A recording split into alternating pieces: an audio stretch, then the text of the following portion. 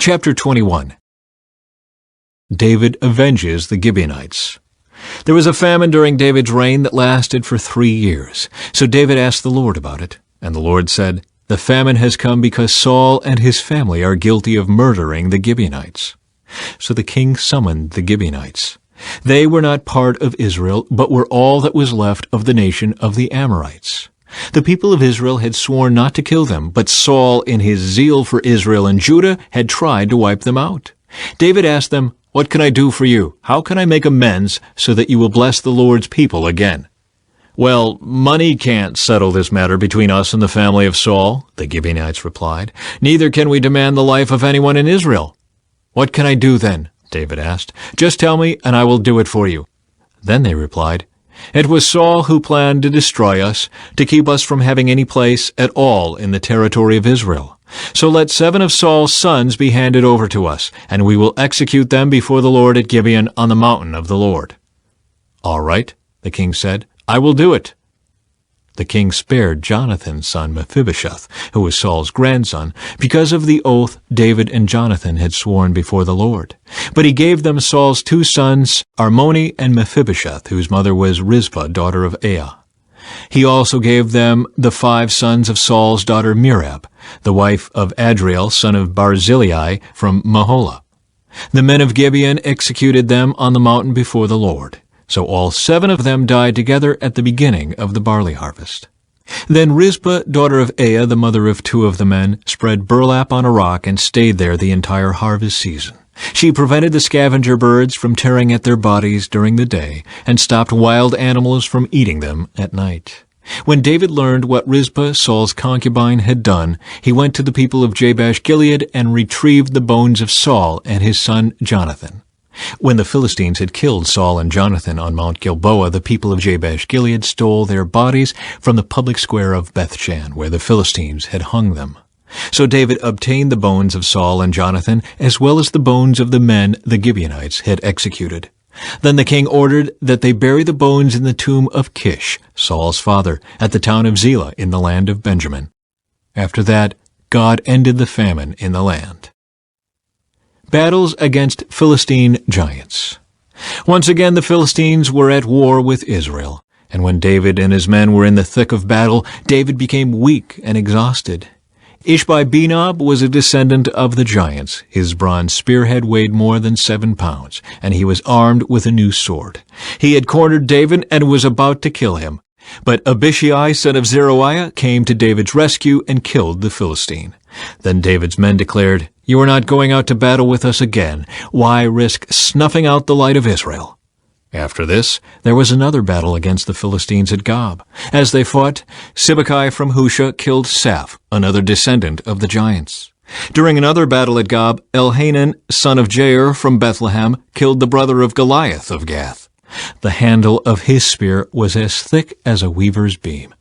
In another battle with the Philistines at Gath, they encountered a huge man with 6 fingers on each hand and 6 toes on each foot, 24 in all, who was also a descendant of the giants. But when he defied and taunted Israel, he was killed by Jonathan, the son of David's brother Shimei. These 4 Philistines were descendants of the giants of Gath, but David and his warriors killed them. Chapter 22. David's Song of Praise. David sang this song to the Lord on the day the Lord rescued him from all his enemies and from Saul. He sang, "The Lord is my rock, my fortress and my Savior. My God is my rock in whom I find protection. He is my shield, the power that saves me, and my place of safety.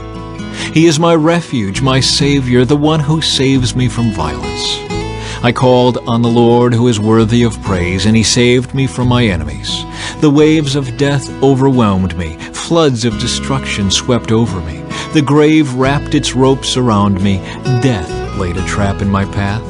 But in my distress I cried out to the Lord. Yes, I cried to my God for help. He heard me from his sanctuary. My cry reached his ears. Then the earth quaked and trembled. The foundations of the heavens shook. They quaked because of his anger. Smoke poured from his nostrils. Fierce flames leaped from his mouth. Glowing coals blazed forth from him. He opened the heavens and came down. Dark storm clouds were beneath his feet. Mounted on a mighty angelic being, he flew, soaring on the wings of the wind. He shrouded himself in darkness, veiling his approach with dense rain clouds. A great brightness shone around him, and burning coals blazed forth.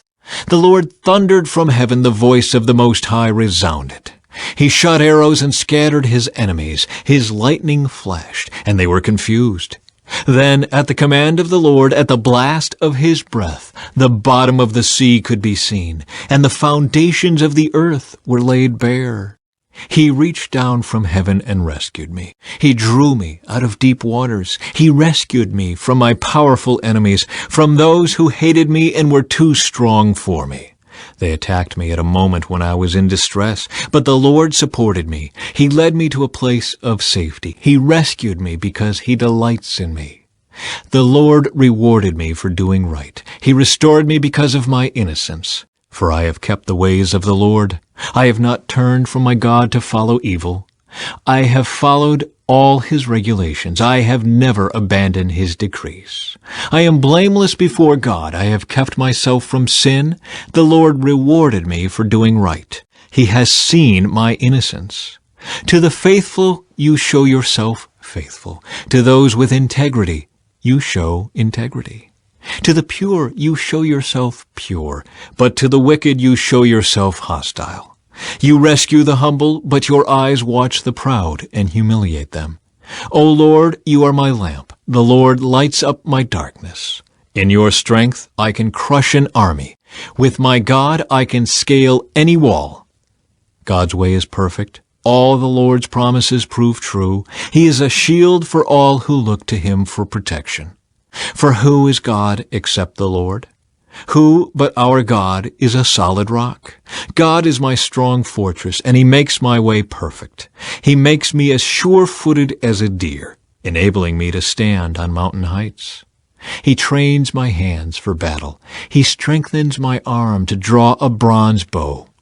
You have given me your shield of victory. Your help has made me great. You have made a wide path for my feet to keep them from slipping. I chased my enemies and destroyed them. I did not stop until they were conquered. I consumed them. I struck them down so they did not get up. They fell beneath my feet. You have armed me with strength for the battle. You have subdued my enemies under my feet. You placed my foot on their necks. I have destroyed all who hated me. They looked for help, but no one came to their rescue. They even cried to the Lord, but he refused to answer. I ground them as fine as the dust of the earth. I trampled them in the gutter like dirt. You gave me victory over my accusers. You preserved me as the ruler over nations. People I don't even know now serve me. Foreign nations cringe before me. As soon as they hear of me, they submit. They all lose their courage and come trembling from their strongholds. The Lord lives. Praise to my rock. May God, the rock of my salvation, be exalted. He is the God who pays back those who harm me. He brings down the nations under me and delivers me from my enemies. You hold me safe beyond the reach of my enemies. You save me from violent opponents. For this, O Lord, I will praise you among the nations. I will sing praises to your name. You give great victories to your king. You show unfailing love to your anointed, to David and all his descendants forever.